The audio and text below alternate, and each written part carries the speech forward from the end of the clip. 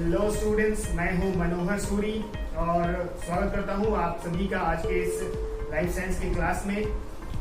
आप सभी को पता है कि बचपन में हमारा साइज बहुत ही छोटा था और अभी हम लोग का साइज बहुत ज़्यादा बढ़ चुका है। आपने ये भी देखा होगा कि कभी कभी हमारे शरीर पे जो जख्म लग जाते हैं वो कुछ दिनों बाद अपने आप भर भी जाते हैं, वो ठीक हो जाते हैं। और बहुत सारी ऐसी बातें हैं जो आज के इस पाठ में आप लोग जान पाइएगा। शुरू करेंगे आज का ये टॉपिक जो है कोशिका विभाजन।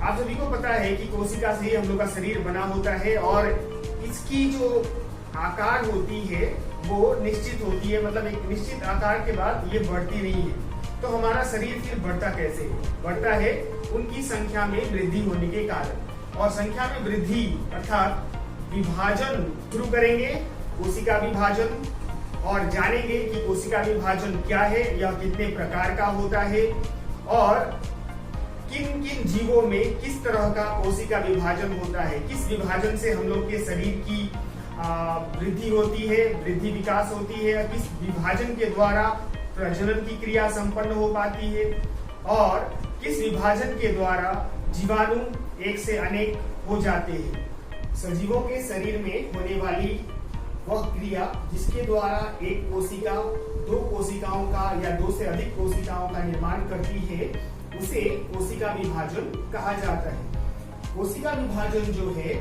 वो बहुत ही महत्वपूर्ण क्रिया है और ये अनेक प्रकार का भी होता है।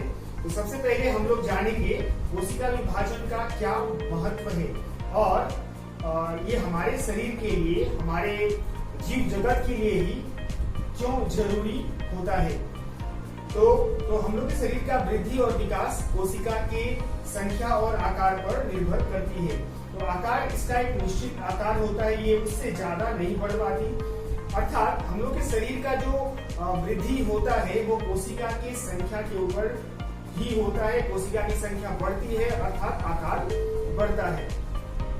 तो ये आकार बढ़ाने का कार्य जो है कोशिका विभाजन के द्वारा ही संभव हो सकता है। इसके पश्चात निम्न श्रेणी के कोशिकीय जो जीव है जिनका शरीर एक ही कोशिका से बना होता है, ऐसे जीवों में कोशिका विभाजन के द्वारा प्रजनन की क्रिया भी संपन्न होती है।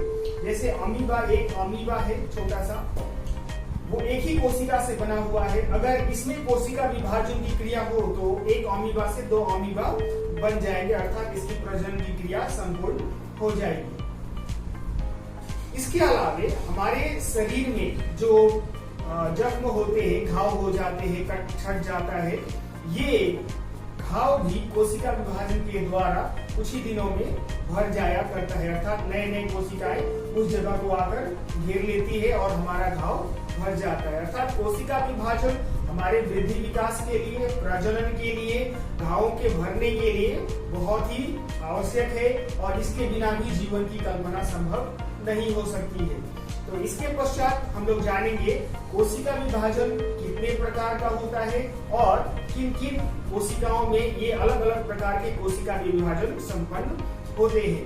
तो सबसे पहले हम लोग जानेंगे कोशिका विभाजन जो है 3 प्रकार का होता है और ये तीनों प्रकार के जो कोशिका विभाजन है ये अलग अलग जीवों में पाए जा सकते हैं। आखिरी 2 प्रकार जो है वो मनुष्यों में एवं उच्च श्रेणी के जीवों में पाए जाते हैं और सबसे पहला जो प्रकार है वो निम्न श्रेणी के जीव में पाया जाता है। तो हम लोग जानेंगे कौन कौन से प्रकार हैं।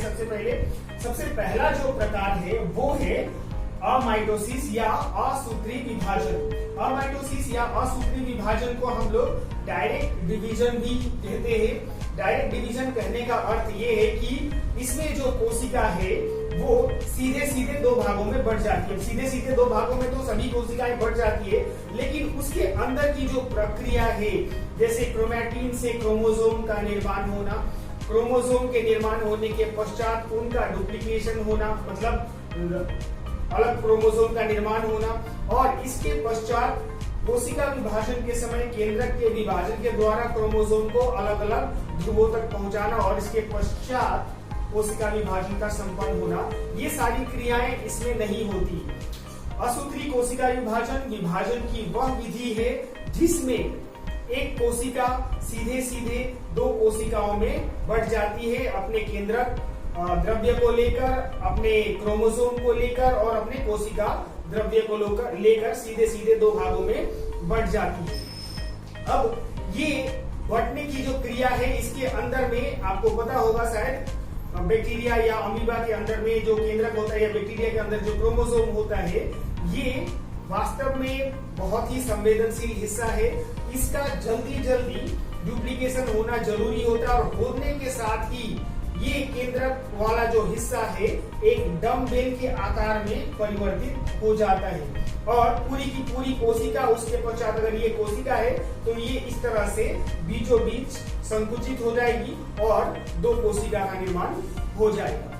तो असूत्री विभाजन एक झटपट कोशिका विभाजन है जो निम्न श्रेणी के जीवों में होता है। इसके पश्चात हम लोग आएंगे माइटोसिस कोशिका विभाजन। माइटोसिस या समसूत्री कोशिका विभाजन या इक्वेशनल डिवीजन जो है, ये हमारे शरीर में और सभी उच्च श्रेणी के जीवों के शरीर में होने वाली वह प्रक्रिया है जिसके द्वारा कोई मातृकोशिका समान क्रोमोसोम, मतलब अपने समान क्रोमोसोम वाले दो पुत्री कोशिकाओं का निर्माण करता है। क्योंकि बनने वाली पुत्री कोशिकाओं में क्रोमोसोम की संख्या समान होती है, इसीलिए इस कोशिका विभाजन को समसूत्री विभाजन या इक्वेशनल डिवीजन भी कहा जाता है। अब ये इक्वेशनल डिवीजन जो है, आप सोचिएगा कि हमारे शरीर के अंदर अगर एक कोशिका जिसके अंदर 46 क्रोमोसोम है और वो विभाजन करे तो प्रत्येक कोशिका में फिर 46 क्रोमोसोम ही जाए, ये कैसे संभव है? तो आपको छोटी सी एक बात समझनी होगी कि विभाजन के ठीक पहले क्रोमोसोम जो है वो अपना डुप्लीकेट तैयार करता है, मतलब डीएनए रेप्लिकेशन के पश्चात, डीएनए के डुप्लीकेशन के पश्चात क्रोमोसोम डबल हो जाता है और इस डबल क्रोमोसोम को ही फिर कोशिका विभाजन के केंद्रक विभाजन के समय अलग अलग भागों में बांट दिया जाता है ताकि बनने वाली नई कोशिकाओं में क्रोमोसोम की संख्या समान रहे। ये कोशिका विभाजन जो है हमारे वृद्धि विकास के लिए आवश्यक है। इसी के द्वारा हमारे शरीर का विकास होता है, वृद्धि होती है और ये शारीरिक कोशिकाओं में होने वाली कोशिका विभाजन की प्रमुख विधि है जिसमें क्रोमोसोम की संख्या समान बनी रहती है। इसके पश्चात हम लोग आएंगे मियोसिस में या अर्धसूत्री कोशिका विभाजन या मियोसिस कोशिका विभाजन की वह विधि है जिसमें एक मातृ कोशिका 4 पुत्री कोशिकाओं का निर्माण करती है और प्रत्येक पुत्री कोशिकाओं में क्रोमोसोम की संख्या आधी होती है। फिर गड़बड़ सवाल, यहाँ पे अगर 46 क्रोमोसोम है तो चारों बनने वाली कोशिकाओं में कितने क्रोमोसोम होने चाहिए? हिसाब गड़बड़ आएगा आपका, क्योंकि चारों कोशिकाओं में पाए जाने वाले जो क्रोमोसोम होते हैं वो मातृ कोशिका के आधे आधे होते हैं। अर्थात अगर मेरे एक कोशिका में 46 क्रोमोसोम है और ये मियोसिस के द्वारा गुजरे, इसका अर्धसूत्री विभाजन हो, तो प्रत्येक बनने वाली कोशिकाओं में 23 क्रोमोसोम होंगे। अब ये कैसे संभव है? वास्तव में अर्धसूत्री विभाजन दो विभाजन के मिलने से होता है। अर्थात पहला जो विभाजन होगा उसमें क्रोमोसोम की संख्या आधी हो जाएगी। आपको पता होगा क्रोमोसोम पेयर्स में पाए जाते हैं, अर्थात जोड़े में पाए जाते हैं। हमारे शरीर की कोशिकाओं में 23 जोड़े क्रोमोसोम होते हैं। अब इन 23 जोड़े क्रोमोसोम में प्रत्येक को उनके जोड़े से अलग कर दिया जाए और उनको दो हिस्सों में बांट दिया जाए और इस तरह से दो कोशिका का निर्माण हो, तो प्रत्येक कोशिका में 23 क्रोमोसोम होंगे। इस पहले विभाजन को मियोसिस 1 या अर्धसूत्री विभाजन 1 भी कहा जाता है और प्रत्येक बनने वाली जो कोशिकाएं हैं जिसके अंदर अब क्रोमोसोम की संख्या आधी रह गई है, ये दोनों कोशिकाएं फिर से माइटोसिस की विधि से अर्थात समसूत्री कोशिका विभाजन की विधि से अपना विभाजन करेगी और प्रत्येक आधा अर्थात 23 क्रोमोसोम है समसूत्री विभाजन या माइटोसिस के द्वारा फिर से 23 क्रोमोसोम वाले कोशिका का निर्माण करेगी और 2 से फिर 4 कोशिकाएं हो जाएंगी। इस तरह से जिस मातृ कोशिका में 46 क्रोमोसोम था, वो 23 क्रोमोसोम वाले 4 कोशिकाओं का निर्माण करती है। और इसी विधि के द्वारा जनन कोशिकाओं में शुक्राणु अंडाणु का निर्माण संभव होता है। अब ये शुक्राणु और अंडाणु का निर्माण में क्रोमोसोम की संख्या आधी होनी भी आवश्यक है। क्यों है?